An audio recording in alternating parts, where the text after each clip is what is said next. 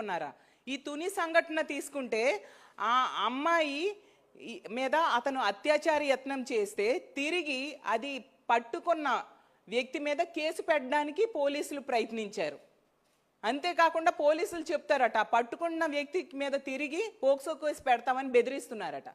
మా వైఎస్ఆర్ కాంగ్రెస్ పార్టీ నాయకులు ఆ వ్యక్తికి శిక్షించాలని గట్టిగా ప్రెషర్ పెట్టేంత వరకు కనీస చర్యలు తీసుకోలేదంట.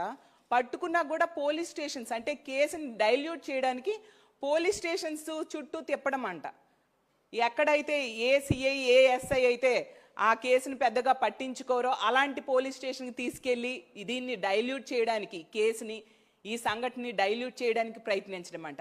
అంటే ఎంత దారుణమైన పరిస్థితులు ఈ రాష్ట్రంలో నెలకొని ఉన్నాయో మనం అర్థం చేసుకోవచ్చు.